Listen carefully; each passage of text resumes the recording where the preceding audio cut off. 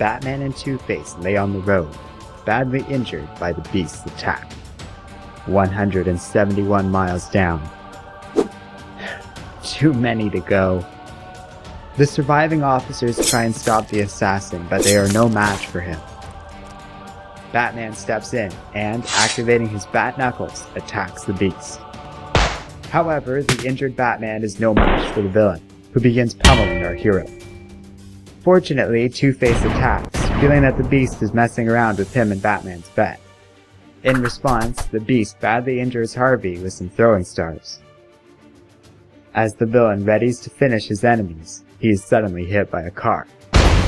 Duke Thomas, also known as Lark these days, has come to the rescue and takes the two badly injured men to a nearby safe house Batman knows of. Not long after they leave, the Royal Flush Gang approaches the Beast, asking where Batman and Two-Face went. His response is not very helpful. He did say he was going to make a mess. Meanwhile, the heads of Gotham's crime families are none too happy with the current situation. The Beast is rapidly spiraling things out of control, and when the Madman finds out they can't actually afford to pay him, well, it's a point of concern with Penguin's colleagues.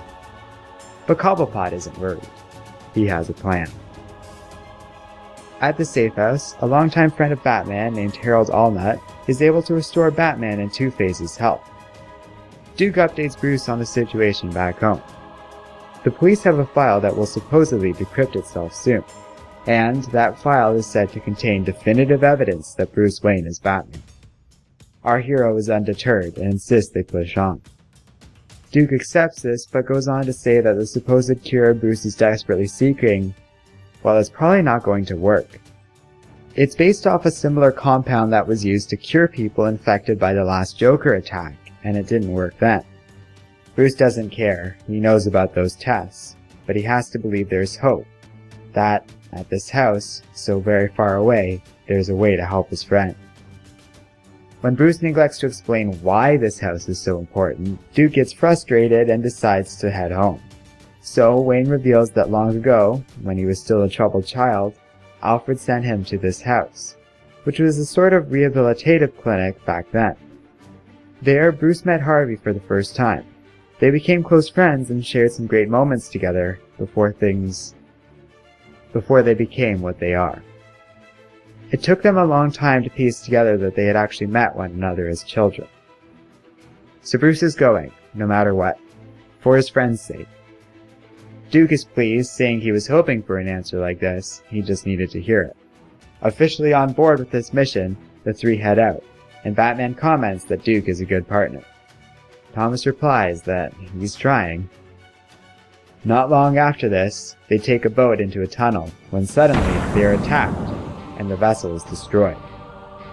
Two-Face's goons pin Lark and Batman to the ground, while Dent taunts his enemy. He happily mentions that he heard Bruce's little story about the house, and eagerly points out that Batman was definitely sugarcoating their shared history from that time. He also suggests that Batman has no way of knowing if the cure could actually kill the Dent persona over the Two-Face side of him. But Batman denies this possibility. Two-Face says he and the Dark Knight always saw the world differently. So what do you see now?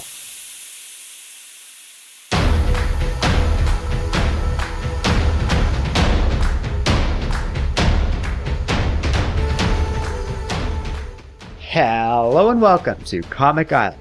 My name is Arden, and this is my recap and review of All-Star Batman number 3. Well, here we have another solid issue. There's a few points I want to talk about in this review. First, it should be noted that I totally missed the reference that this is supposed to be KG Beast. Apparently, my tiny Canadian brain failed to put together that Russian guy plus the Beast equals a pretty obvious reference to KG Beast.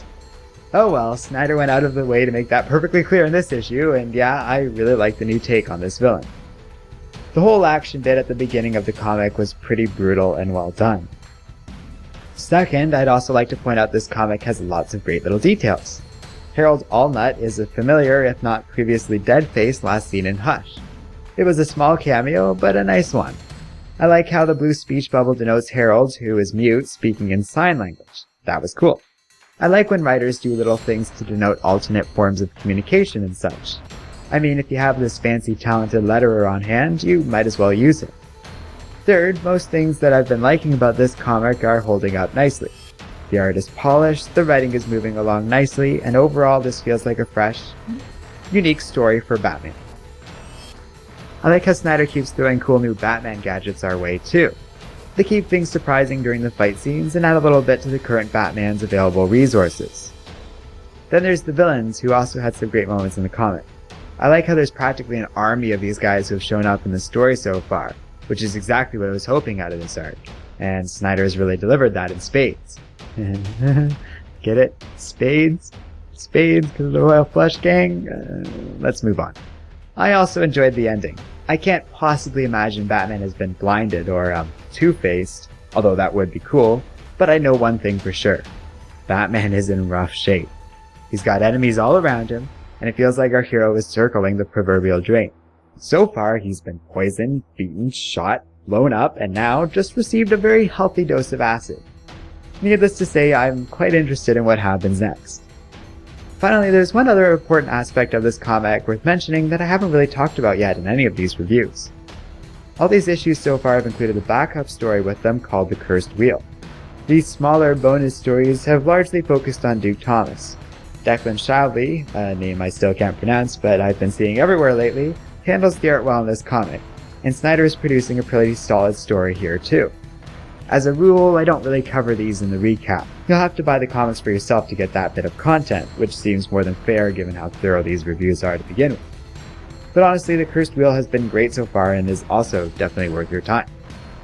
All told, the issue once again gets a firm recommendation. My Own Worst Enemy is not shaping up to be the best Batman story in the world, but it is fun and a pretty great read. Let me know what you think in the comments section below, and don't forget to like, subscribe, and keep reading comics.